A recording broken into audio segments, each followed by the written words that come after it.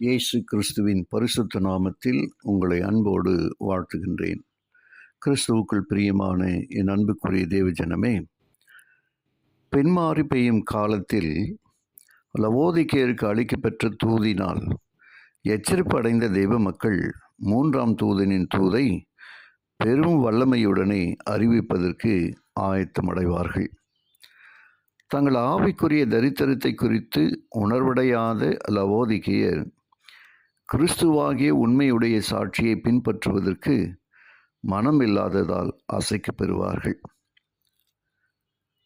இந்த அசைவின் பொருளை குறித்து நாம் கேட்கப்படும் பொழுது, உண்மையுள்ள சாட்சியினால் லவோதிக்கேயருக்கு அளிக்கப்பெறும் ஆலோசனை, நேரடியான சாட்சி மொழியினாலும் இது விளையும் என்று நமக்கு கூறப்படுகிறது. இதனை பெற்றுக்கொள்கிறவர்களின் இருதயத்திலே இது பலன் தந்து பிரமாணத்தை உயர்த்தியும் மெய்யான சத்தியத்தை அறிவித்து கிரியை செய்யுமாறு அவர்களை ஊக்குவிக்கும். சிலர் இந்த மெய்யான சாட்சி பொழிவை தாங்க இயலாதவர்களாக இருப்பார்கள்.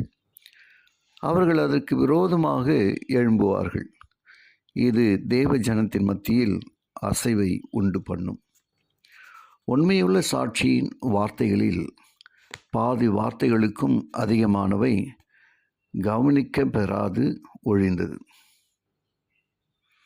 சபையின் கதியை நிர்ணயிக்க வல்ல பக்தி வினயமான இந்த வார்த்தைகள் முழுவதுமாக புறக்கணிக்க பெறாவிட்டாலும் இது மிக அற்பமாக எண்ணப்பட்டது.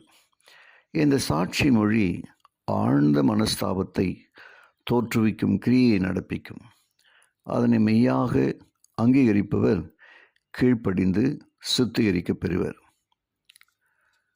தூதிற்கு செவி கொடுக்கும் மக்கள் மீதமானவருக்கு அளிக்கப்பெறும் இந்த கடைசி தூதிற்கு நாம் செவி கொடுத்தால் நாம் அசைக்க பெற மாட்டோம்.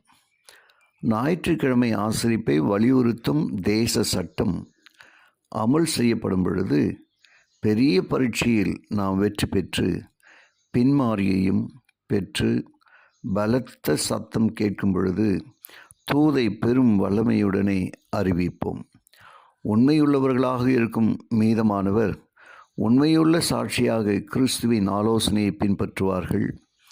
அவர்கள் தன்னலத்தை சிலுவையில் அறைந்து பரிசுத்த ஆவியினால் மறுரூபமாகி பின்மாரியை பெற தகுதி பெற்று உயிருடனே மேலே எடுத்து கொள்ளப்படுவதற்கு உரியவர் ஆவார்கள்.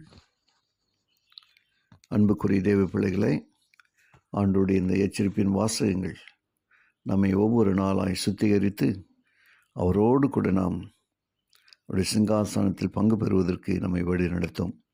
ஜெபிப்போமா. கிருபையுள்ள நல்ல பிதாவே, உமக்கு நன்றி சொல்லுகிறோம். கடைசி நாட்களில் வாழ்ந்து கொண்டிருக்க எங்களுக்கு நீர் கொடுக்கும் ஒவ்வொரு எச்சரிப்பின் வார்த்தைகளுக்கும் நன்றி சொல்லுகிறோம். கேட்கிற ஒவ்வொருவரையும் ஆசீர்வதியும். இயேசுவின் வழியாக ஜெபிக்கிறேன் நல்ல பிதாவே, ஆமென்.